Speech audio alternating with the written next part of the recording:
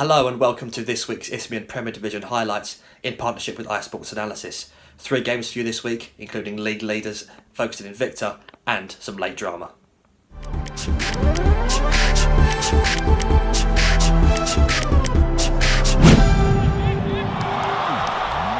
Sash, number 11, Giannis Constantino. After a difficult start to the season, Cray Wanderers have rebounded with 2 wins from 2, including last weekend's 5-0 thrashing of Hythe Town in the FA Cup, while their opponents Potters Bar Town entered the game without a win from their previous 2 matches. And assisted by Matthew Paul and Matthew Lake. Enjoy the game, everybody. Enjoy the game.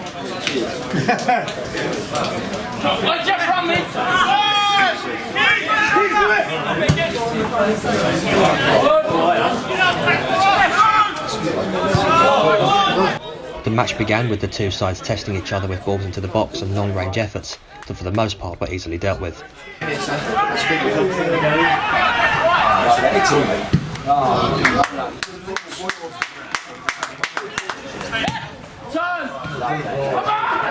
Come out to him!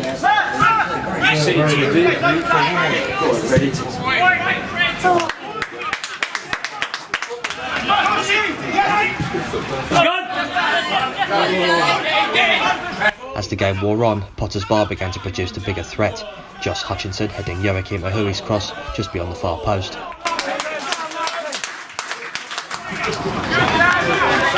A better chance was soon to follow, Bradley Satch's header at the back post, forcing Lewis Carey into a fine reaction stop to keep the game goalless.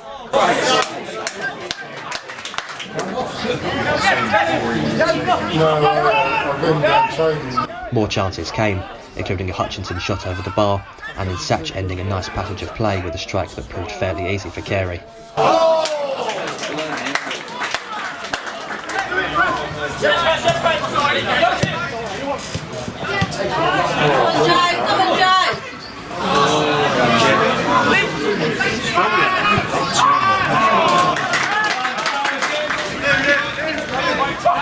Cray's first clear-cut chance would come as Freddie Parker turned the long ball into the penalty area, where James Budden was very lucky not to score an own goal.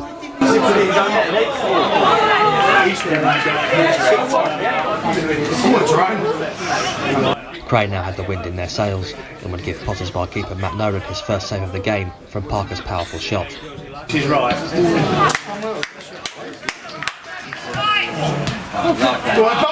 Parker continued to be Cray's biggest threat, but his through ball found Joseph Taylor in a clear offside position. Still found him.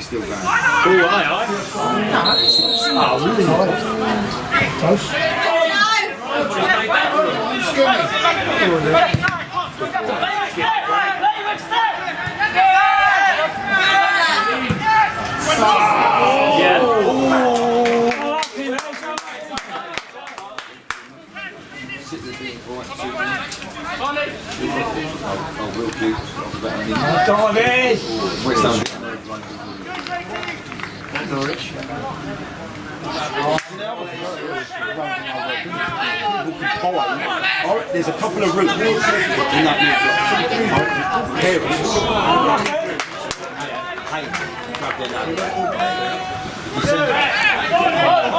You're fine, young man.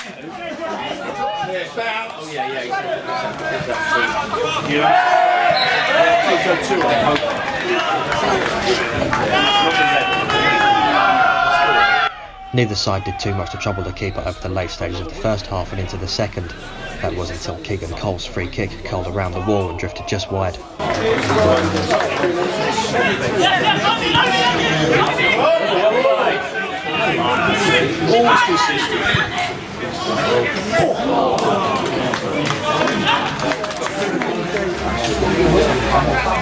At the other end, Nolan was kept busy to punch out a corner, then stay alert to palm away Tom Murphy's strike. A scuffle broke out in the penalty area following the incident, for which each side saw a player make their way into the ref's book. That's our assist. We had to go for it, to be fair.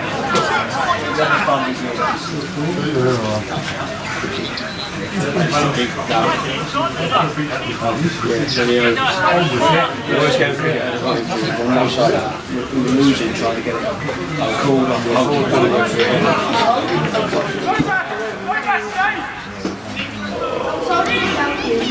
Why did you want to sit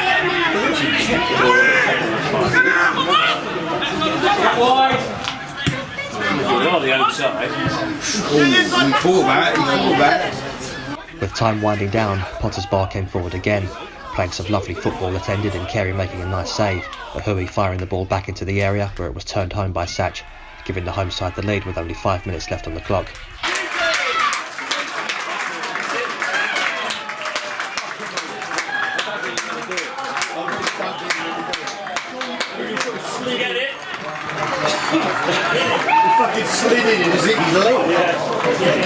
First goal for Potter's Bar, Bradley Sash.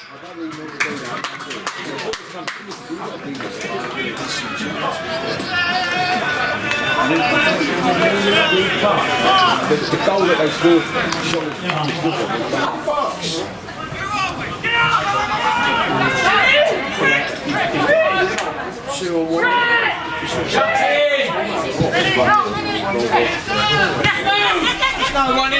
As the game reached stoppage time, Cray went for the equaliser, Murphy doing brilliantly on the right before lofting a ball to the back post where it was turned in by Taylor to rescue a point for the away side. I said one decent delivery, mixed out the back post. One decent delivery. You put one decent delivery in the back post. 50 minutes and 10 seconds. How many minutes? The draw leaves both sides hovering around mid-table, although Potter's Bar will have to feel disappointed they didn't parlay their first half performance into 3 points.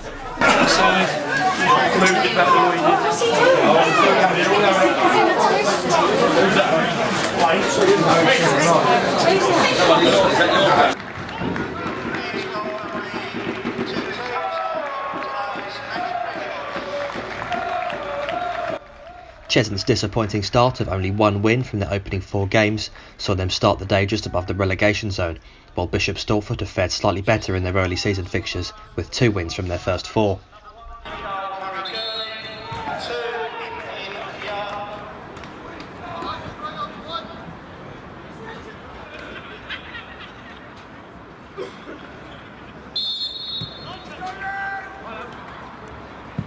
The home side attacked from the outset, Afolabi Akinyemi's cross from the left flashing just across the face of goal.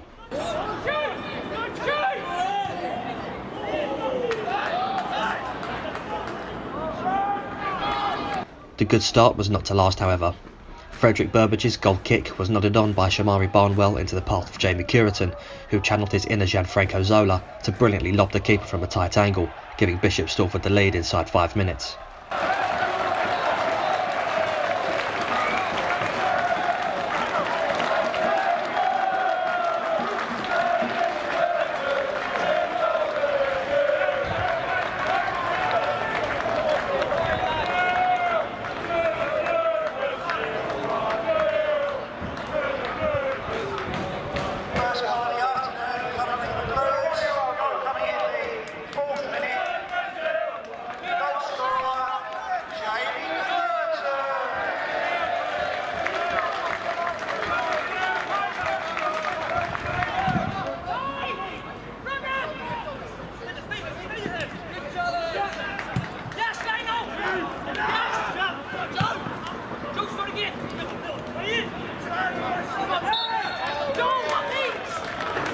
Curitan almost found himself in behind again as he latched onto the quickly taken free kick, but was just unable to corral the ball to get the shot away.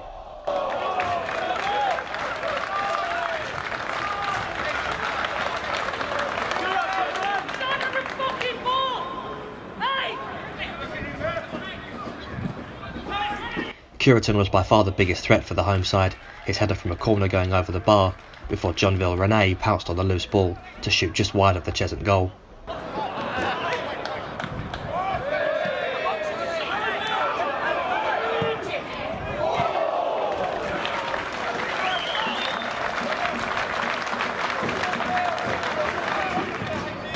This would all be undone, however, on 25 minutes, when Mark Haynes was adjudged to have barged over Tom Hitchcock just inside the area, the referee awarding the penalty.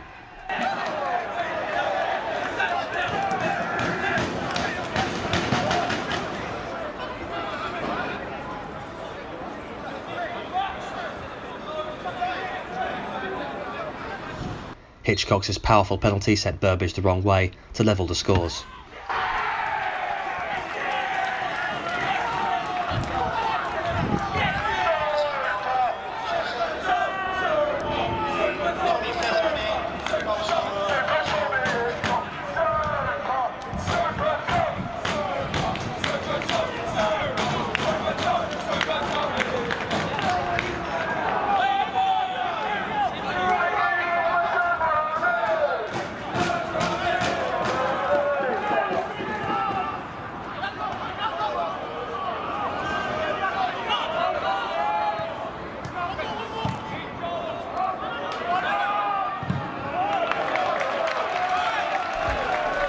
The home side responded well to conceding the goal, quickly winning a corner at the other end, and then an admittedly soft free kick, which Benjamin Werman curled just beyond the far post.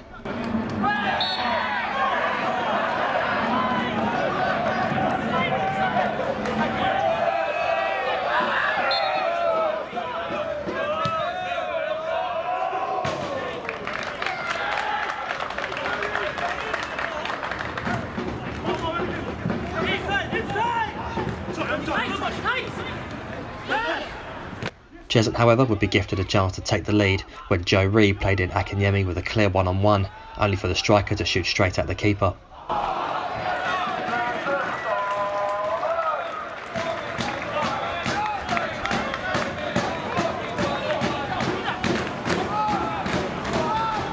The away side wouldn't have to wait long to be made to rue the missed opportunity, as in an almost carbon copy of the first goal, Cureton met Barnwell's knock-on to again lob the keeper and restore Bishop Stortford's advantage.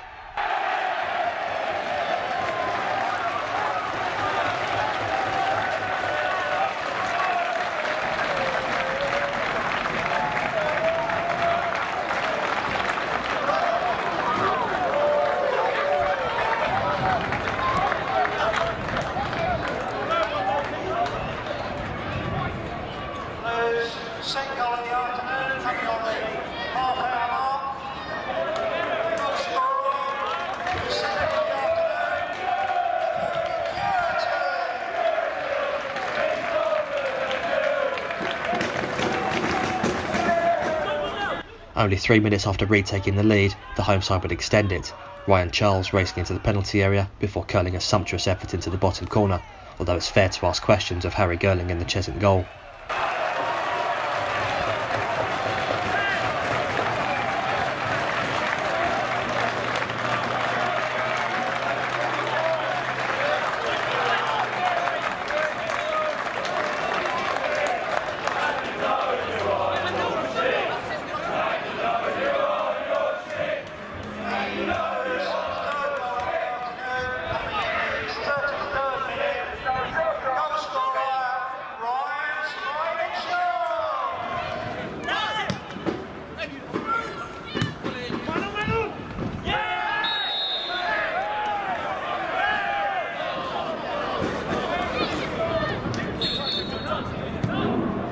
They would almost add a fourth before the break as Girling spilled the long-range effort, but smothered it before Ryan Henshaw could attack the rebound.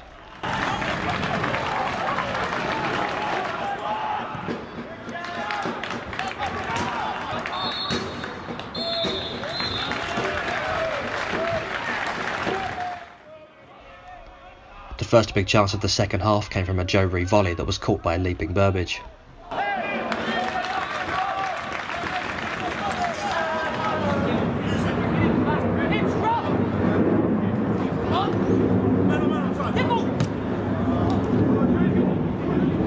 Akinyemi did well to bring the ball into the box from the wide area, his shot blocked amid half-hearted handball claims before Hitchcock fired his volley high and wide of the net.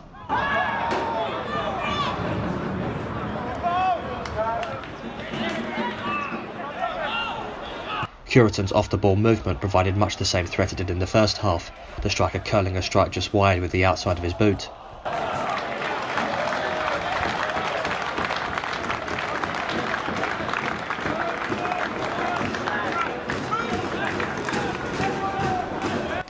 fourth goal should have come when Charles nodded the ball into the path of Ollie Miles, but the shot was straight at Girling, two defenders almost causing a calamity from which the keeper was able to recover the ball.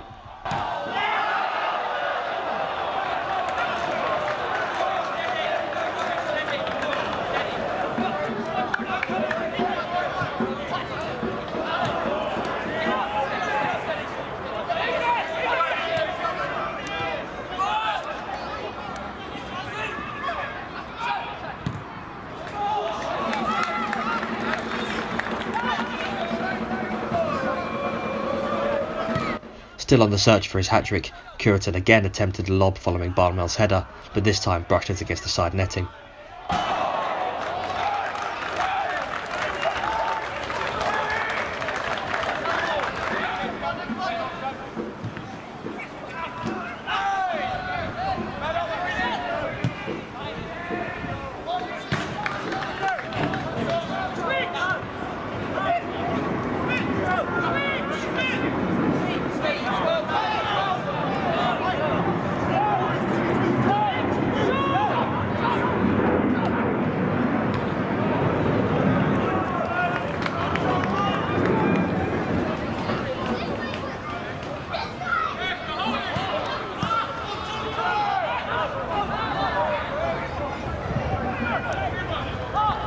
Cheshunt threw numbers forward in the final minutes and had their breakthrough when Hitchcock headed the cross back into the area, where it was turned home by Taylor Mackenzie.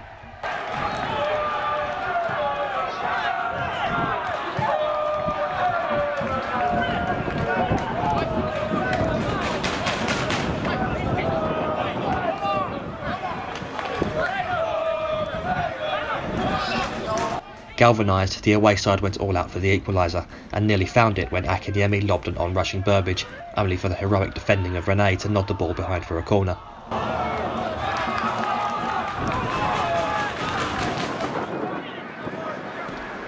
Back to goal, Akinyemi turned the ball over the bar from close range in what would ultimately be Cheshunt's last chance to steal a point.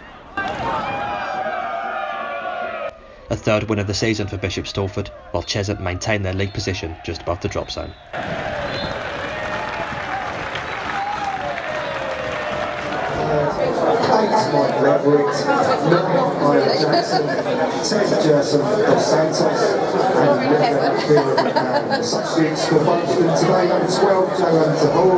Isthmian Premier Division leaders Folkestone Invicta look to continue their unbeaten start to the season as they travel to face a Horsham side that has also yet to lose this year and was coming off a run of 3 successive victories.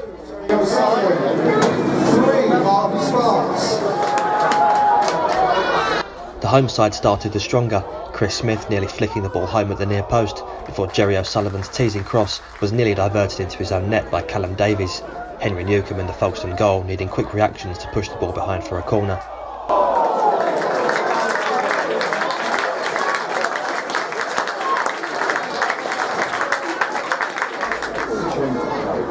Newcombe was quickly called into action from the ensuing corner to keep out Harvey Sparks' acrobatic effort.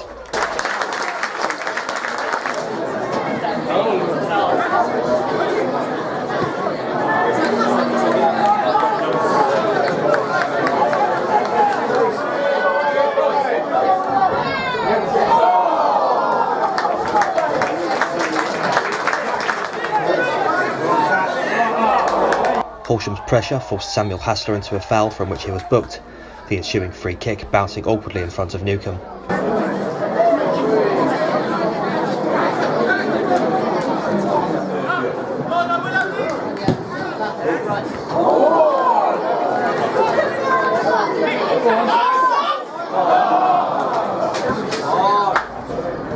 The home side were coming closer to breaking the deadlock and had arguably their best chance when a fantastic long-range strike just clipped the top of the Folkestone crossbar.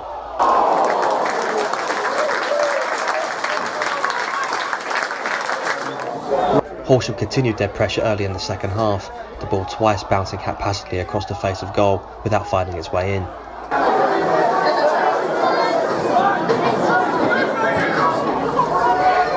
A Folkestone header was flicked just over the bar before a spark strike at the other end flew safely into the arms of Newcombe.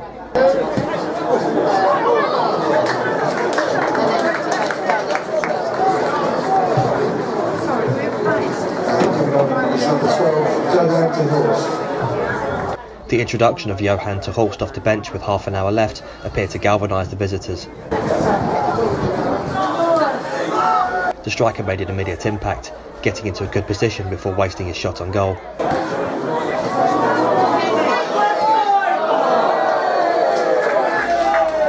Horsham keeper George Bentley would have a bit more of a challenge from a free kick in a wide area that appeared to be dipping under the crossbar before being punched clear. To Horst made a good run in behind to meet Scott Hurd's well-placed cross, but could only divert his header inches over the bar. Better results would be yielded the next time the two players connected. From a similar position, this time Hurd's pass was on the floor, Bentley being equal to Ter Horst's initial shot, only for the striker to pounce and tap home the rebound.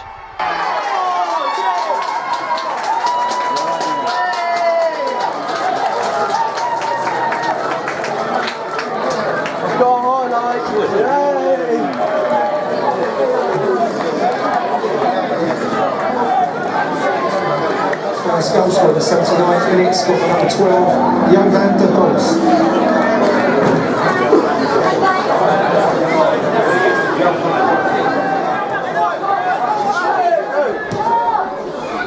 Horsham turned up the heat in search of an equaliser, Charlie Harris forcing Newcombe into a comfortable save, before Will Miles dragged his shot just wide of the post.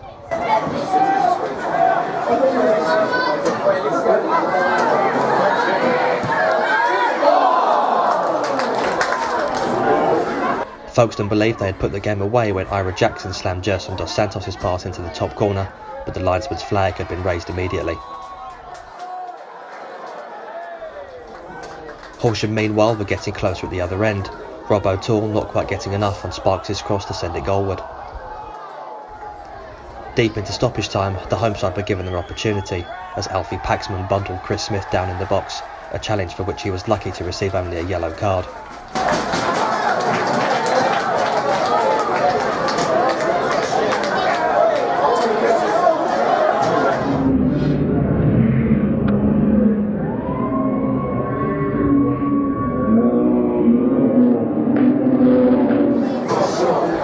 Smith stepped up with a chance to snatch a late point for Horsham, only to drag his spot kick wide of the post, having set Newcombe the wrong way.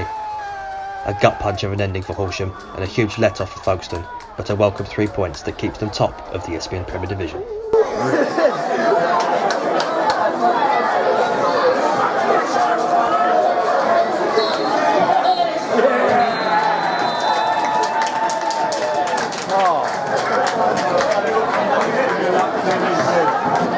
Right, so Neil, that was a bit dramatic at the end, wasn't it? Yeah, it was quite exciting, I suppose.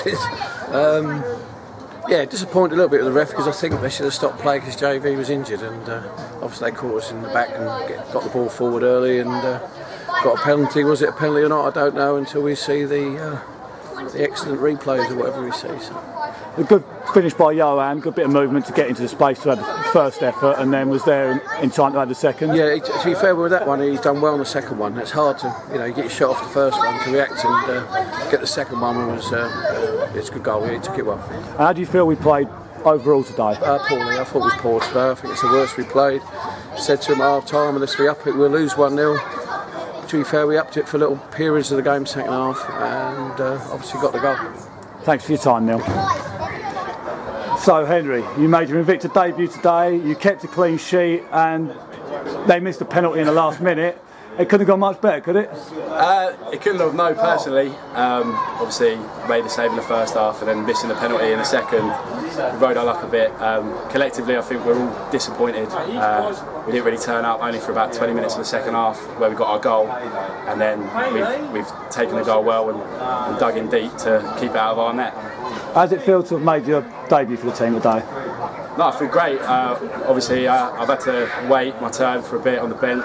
Obviously, Coach made that clear when I signed. I'm going to have to wait until I get my opportunity. Hopefully today I've shown everyone what I can do, and hopefully that opportunity is enough to progress. Thanks for your time, Henry. No worries. Right, Johan, second winner of the season. How good did that feel today? I mean, it feels brilliant, to be fair. I bleed black and amber. It's my hometown club, and I love this club. And to score the winner for 2 games now, it means it well to me. Thanks for your time, Johan.